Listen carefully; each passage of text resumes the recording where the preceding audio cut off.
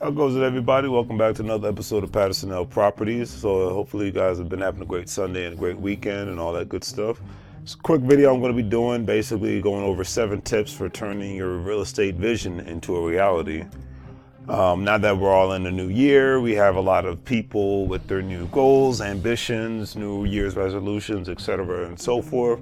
And I read an interesting article that actually gives 7 specific tips that may help me, and hopefully it helps you, on how to turn your real estate investing vision into a reality, because a lot of us think about things all the time, but turning it into an actual reality always ends up being much harder than we actually realize it. So let's start with numero uno, which is be objective.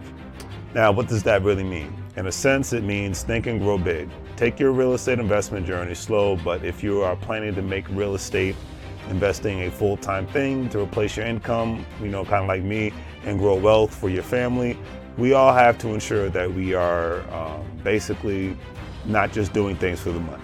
Money's great, but we are, we want to be able to help other people at the same time, ensuring that they are growing right along with you, because when you're growing and other people are growing around you, it just makes life that much more better, in my personal opinion. Okay, so let's go to number 2. Have a unified vision, family. We always have to have a unified vision. Don't have it going all over the place, because a lot of people think about becoming a real estate investor. They go to seminars, they watch videos on YouTube, etc. Your vision should not only have a beginning, middle, and an end, but it must include some real execution, some real analysis, definitely have partnerships, and more. One thing I can say is that I go to real estate investment events to learn, meet people, definitely execute future deals, things of that nature, because you definitely want to ensure that you're constantly executing what you want to do in life and not just thinking about it. Unfortunately, I have met a lot of people who go to these real estate and investment events, and they just like to go for the fun of it, obtain information, and never, and I mean never, execute getting into the real estate investment game.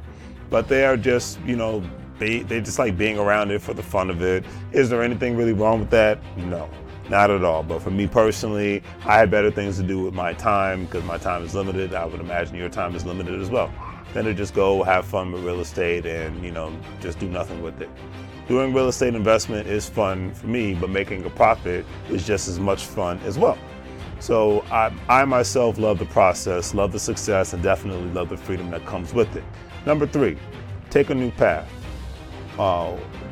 Basically, with it being a new year, we have to remember that there were certain methods that we tried in 2019 that didn't necessarily work for us to build our real estate investment business. So in 2020, we need to implement different efforts to go and so we can go and get different results basically all at the same time. I will use myself as an example.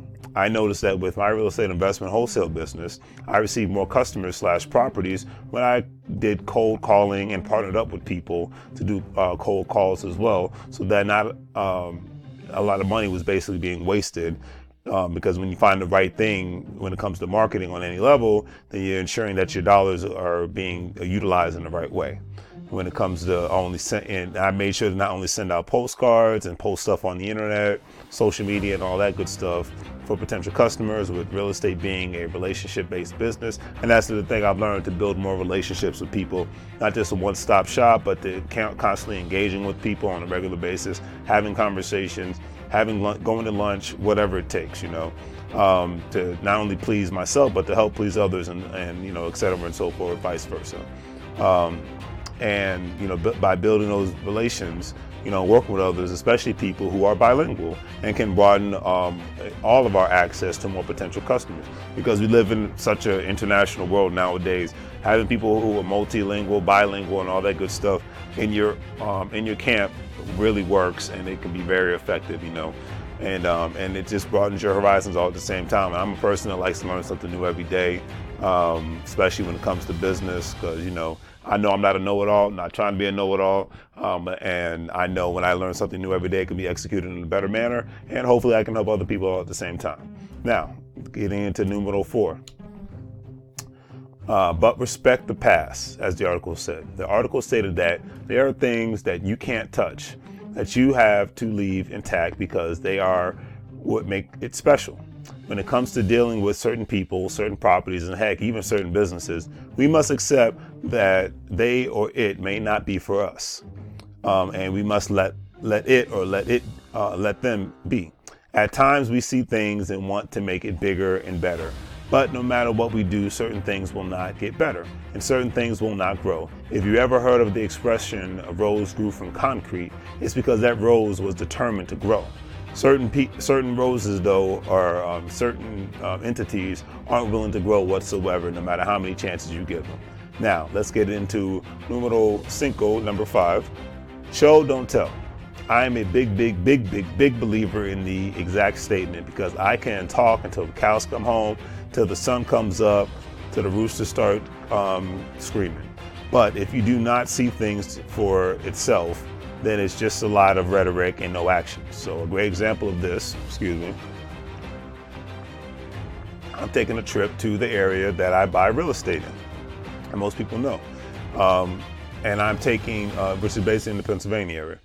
And I'm taking people along with me that I've been telling them about the great opportunities that are in the state and in the city that I purchased real estate property in, and it has to offer. But none of these people that are going on this trip with me have even seen the city.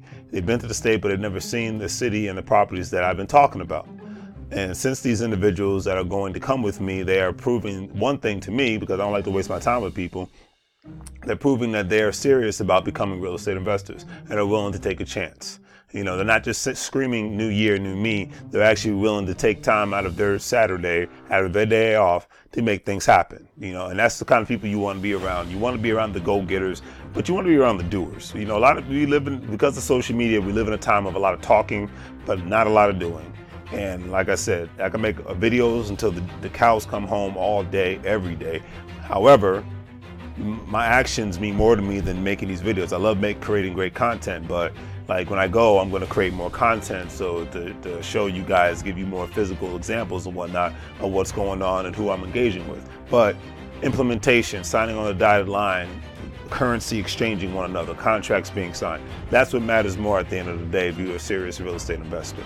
You want to get the contract signed on the dotted line. If you're a serious wholesaler, you want to get the contract signed on the dotted line, because outside of that, it's nothing but talk and no action. And you know, they say actions and money talks and everything else walks. So, you know, and you got to be around people who are willing to take a chance, because, you know, life without a risk is really not a life worth living. That's just my personal opinion.